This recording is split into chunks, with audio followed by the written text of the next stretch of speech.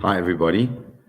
Sorry about the delay in getting this to you, but Baruch Hashem, at a bris of my nephew, Natalie's sister's kid. His name is Asher Liad, and please God, he should just always have the simcha, the ashrus that his name implies. And just mazel tov to everybody. But today is Yom HaZikaron, and so we will learn in the memory of those thousands who lost their lives in defending the state of Israel, and also those who are victims of terror, those people who suffered and still continue to suffer, many, their families, some with injuries that are not easily healed. And Bezrat Hashem, in the merit of the Torah we learn, in the thoughts that we have, in the tefillahs that we say in their merit, they should all have a refuah shleima. They should find comfort and solace in the fact that Am Yisrael is behind them, is supporting them, and is part of their journey. So the Torah says that we understand that tzarat comes to a person because of lashon hara and gasot ruach, because of arrogance and a certain way in which you don't see things in a positive sense. But we understand that tzarat normally comes onto a person. The Torah speaks about it coming onto the person themselves. It comes onto their clothes, but also it speaks about coming onto their houses. And I'd like to look at that and explore something, just a beautiful idea from the Kli Yakar. Vadaber Adonai el Moshe vel Aaron lemor. The Torah says in Vayikra Yud Daled Lamed Gimel, the Torah says that Hashem speaks to Moshe and to Aaron. He says to them, Ki tavoy al Eretz Canaan. When you're coming to Eretz Yisrael, when you're coming to the land of the Knaanim, the Netziv says, why does it speak specifically about the Knaanim? Because the Knaanim were their main vocation as a nation is that they were sochrim, they were merchants, and they went all over the world and did their trade. And says the Netziv that's why it's speaking specifically about them, because these are people that wherever they went, they're meeting different people, they're talking about what's going on. There's a lot of lashon hara going on. So the Eretz Canaan, the land of Israel, was so imbued with the negativity of lashon hara that when Am Yisrael come in there, it's appropriate that they elevate it by not speaking the lashon hara.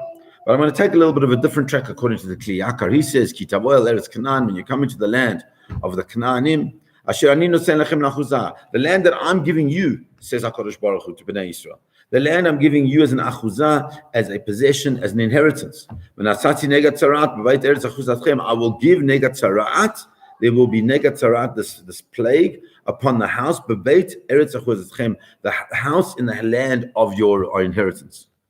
And then there's a whole process that goes once again with the Kohen, that he comes in, that he does what he needs to do, they take things out, they put things in. There's a whole process. Comes along the Kli Yakar, and he says, and it's a very excellent question. He says, yes, the daktek, he wants to understand, Lama parat eitzel negaya batim, ki tavo l'eretz Canaan. Why does it specifically speak that when it's talking about the negaim, the afflictions of tzarat on the houses, it specifically mentions about coming into Eretz Yisrael. Why can't it be on any other negaim? Because we know the actual fact that the all the different tzarat only applies in Eretz Yisrael.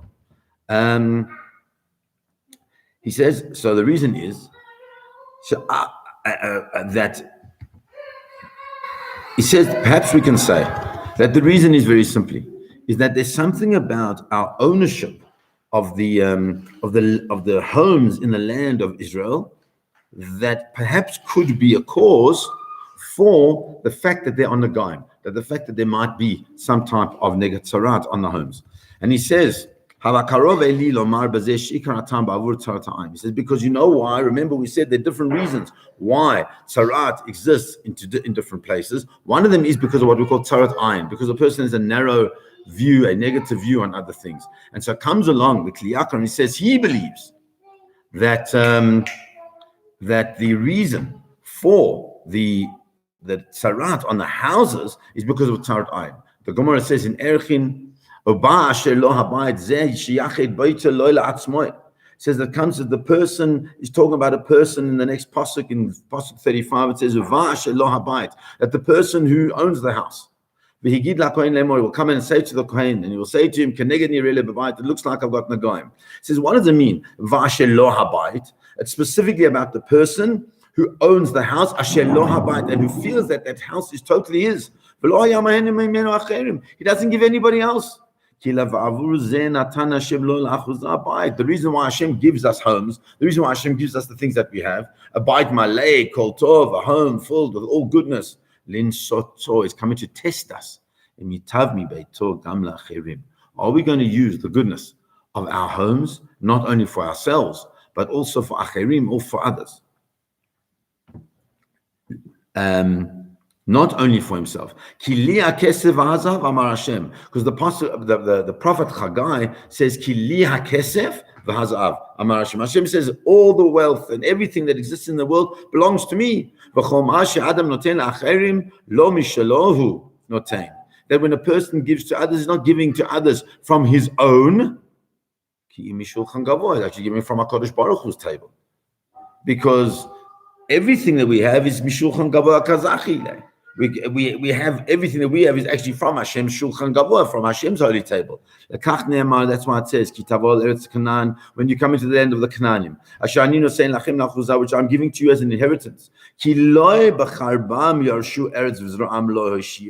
Says you have to understand, it's not because of you, your brilliant fighting, your amazing military prowess, that we have the land of Israel, and how appropriate that is for us today on Yom HaZikaron to be thinking about it. Is that it's not only because we have a powerful army, we have a powerful army that is backed by the power of the Ribono Shel Olam. That's why we get Eretz Yisrael.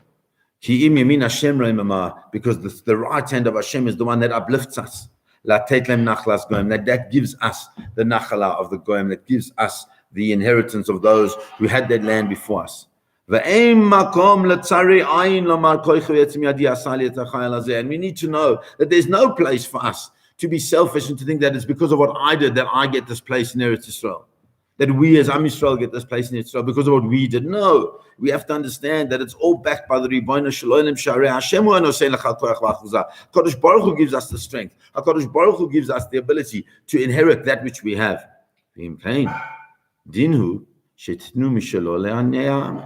Therefore, it's an appropriate thing that we give what we have, some of what we have, to those who are poorer than us. And if we don't listen to the words of Hashem, and we are like those who have tzaras ayin, those who are narrow in the way they see things, who think that everything that they have is their own, then it will be then HaKadosh Baruch Hu will make a negat tzarat on our homes because we're not giving what we're supposed to be giving. What does this mean? Says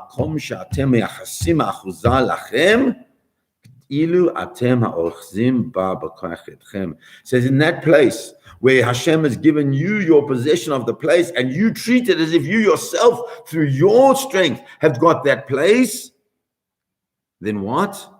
Then HaKadosh Baruch Hu says, you know what? The one I will ensure that you will recognize that through with your strength and with your power of your hands, you didn't build this house. All right. Therefore, it says, "Az yomar achuzatchem." That's why it says, "Your achuzah, your inheritance." It's my inheritance, and because it's mine, I don't give it to anybody else. But when I'm prepared to give it to others, to ensure that other people enjoy my success as well, then we understand that it's no longer, there will not be negat tzarat. There will not be something, because it's all part of that same thing that we've spoken about before. When I see myself as part of a much larger whole, as part of the kihila, as part of the community, as part of the whole of Am Yisrael, so then I don't have tzaras ayin, I don't narrow myself in the view that I have that everything's mine, I want to give to others. I don't have gasus ruach, I don't have arrogance, because I always know there's someone greater than me. And I certainly don't speak the Lashon Hora, because the Lashon Hora is the thing that ultimately, where I'm saying I'm toleh everything, I'm dependent on everything, is in me, on me. It's all about me. I'm perfect and others aren't. And so therefore we see from this beautiful kliyakar that what it really is important for us to remember is that the land of Israel and everything indeed that we have is really ultimately from the hands of HaKadosh Baruch Hu, from the hands of Hashem. He gives it to us for us to use in the most beautiful way to be able to give to others. And he says, we understand that the negaim, that these afflictions come onto the houses. Why? He says, because when the Emorim were the people, the nation of the Canaanim that lived in that area, when they built their homes, they built them with Avodah Zarah in mind. Very important. HaKadosh Baruch Hu brings the Nagaim in order that we'll need to destroy them, those houses. And from this we can understand the Midrash, because the Midrash says the Kliyaka, Kenegat nir'eli babayit zu avodah zarah.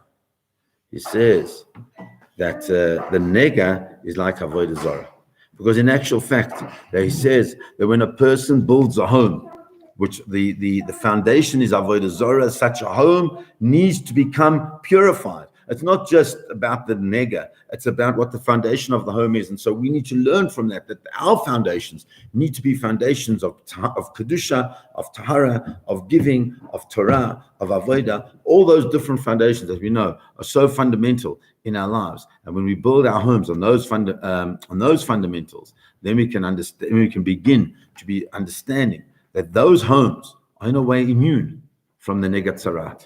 They're immune from that terrible affliction, because those homes are built on the kedusha and the tahara. Have a beautiful day, everybody. Thank you once again for listening, and thank you.